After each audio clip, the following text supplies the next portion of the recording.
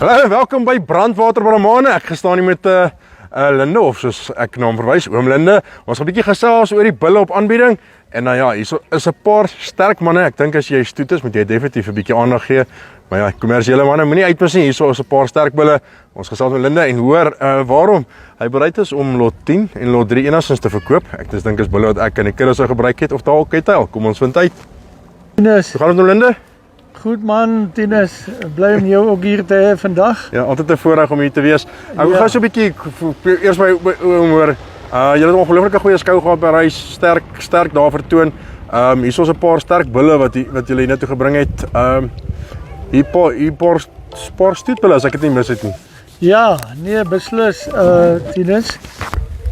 Ja, ons het hier 'n hele paar bulle wat ek dink wat vir stoetteling geskik sal wees. Lot 10 en lot 3 en lot 12 is almal bulle, lot 11 is bulle wat ek dink wat baie goed sal doen in enige kudde.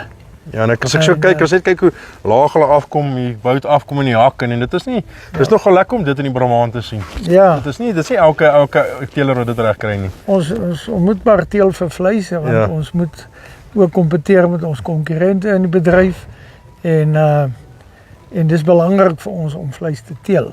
Ja. Tinus is een van die belangrikste goed. Hulle kom al bitter lank met die Brahmane en is goed gerespekteerd in dit.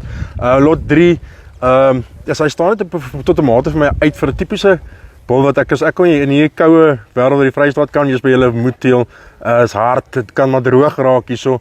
Dan lot 3 is daai tipiese ding wat jy wil sien, eers maar hy bespiering, hy's diep Ja, en hy's so 'n bietjie early maturing. ja en hy het ja, dis 'n harde bul. Ek wil soms toe stap, ek kan ons 'n bietjie vir manne wys. Kyk hier daai rugbespiering. Hoe's daai? Ja, kyk sy nek en sy kop. Hy nek, kom eens, nou pik jy ys nydig toe sê hy, kyk as 'n bul met nekbespiering hier, dan weet hy hy's 'n bul en hierso is 'n pragtige voorbeeld daarvan. Ja. Kyk, jy kan 'n bottel brandewyn amper aan nie en die oogspiere wegsteek en dit is wat mense wil sien op 'n bul.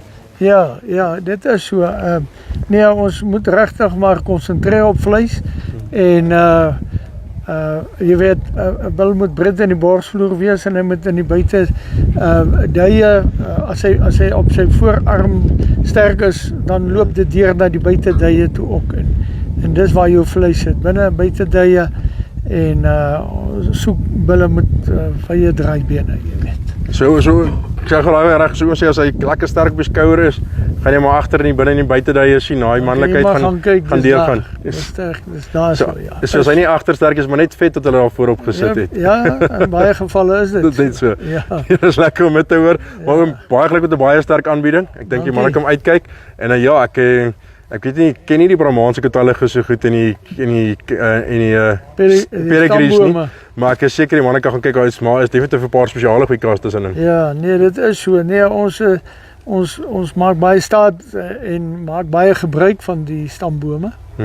En veral by die keuse van bulle en by die manier van teeling maak ons baie gebruik daarvan. Linde, ek gaan hom los. Ek sien oom se foon pla, die mense wil weet wat aangaan.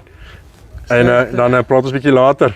Dankie Tinus, baie dankie en sterkte ook vir die manne wat nog op die pad is. Ek hoop hulle ry veilig môre en die wat op Meerkat is, vir julle ook baie welkom. Ook. Baie dankie oom.